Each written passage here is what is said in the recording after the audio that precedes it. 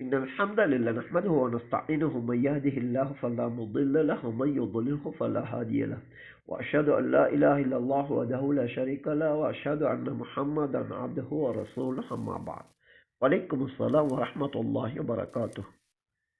நண்பர் ஒருவர் தொடுக்கின்ற அடுத்த கேள்வி என்னவென்றால், அதிகம் மக்களுக்கு உபதேசம் செய்கின்ற எனது நண்பர் ஒருவர் அவரது உரைகளை ஆரம்பிக்கும் போது பிஸ்மில்லாஹிர் ரஹ்மானிர் ரஹீம் என கூறுவார்.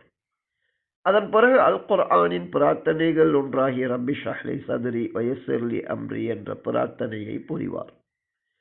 அதன் பிறகு லா ஹவ்ல வலா குவத்த இல்லா பில்லாஹ் என கூறுவார். இவர் இவ்வாறு கூறுவது சரியானதா? இதில் தவறேதும் இருக்கும் என்றால் அந்த தவறை திருத்துவதற்கு அவர் தயாராக இருக்கின்றார். இது பற்றிய தெளிவு என்ன என்று கேள்வி தொடுக்கப்பட்டுள்ளது. உரைகளின் ஆரம்பத்திலே பிஸ்மில்லாஹிர் ரஹ்மானிர் ரஹீம் என கூறுவது உங்களது நண்பர் எங்கிருந்து கற்றார் என்பது எமக்கு புரியவில்லை. அல்லாஹ்வின் தூதரை விட சிறந்த ஒரு முன்மாதிரி எவருமே இருக்க முடியாது. அல்லாஹ்வின் அருளை பெற்று சுவனம் நுழைய வேண்டும் என்றால் தீனுடைய விடயங்களிலே அல்லாஹ்வின் தூதரை பின்பற்றுவதுதான் மிகச் சரியான மிகச் சிறந்த வழிமுறையாகும்.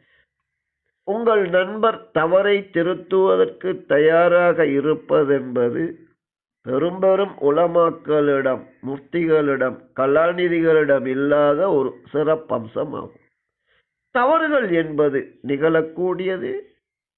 அதனை திருத்துவதுதான் மிகச் சிறந்த முஸ்லிமின் நடைமுறையாகும்.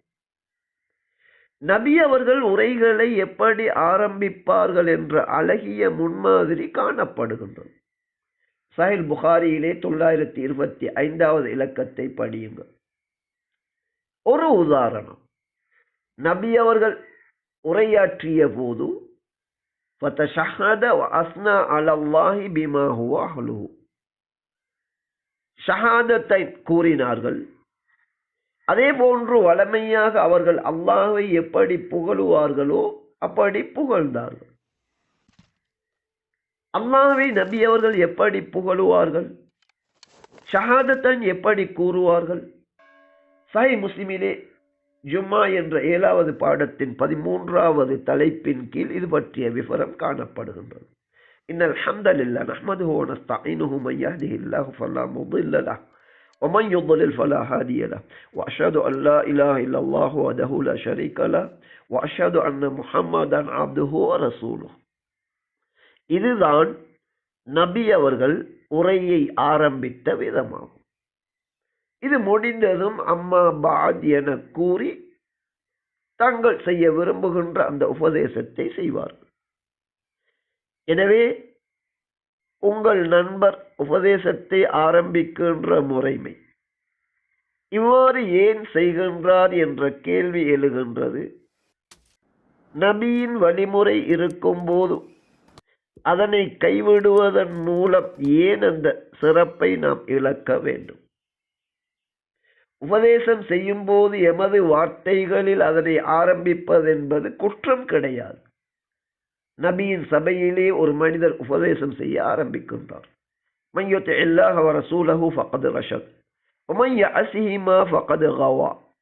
யார் அல்லாஹ்வுக்கும் தூதருக்கும் வழிபடுகின்றாரோ அவர் நேர்வழி அடைந்து விட்டார். அவ்விருவருக்கும் யார் மாறு செய்கின்றாரோ அவர் வழிகட்டு விட்டார் என்ற வார்த்தைகளை பயன்படுத்தினார்.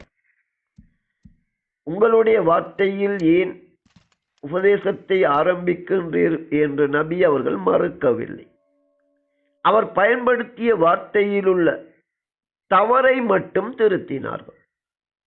எனவே நபி அவர்கள் அல்லாஹ்வை புகழ்ந்தது, ஷஹாதா கூறியது நபி அவர்கள் எப்படி கூறினார்களோ அப்படி கூறி ஆரம்பிப்பதுதான் மிகச் சிறந்த முறைமையாகும்.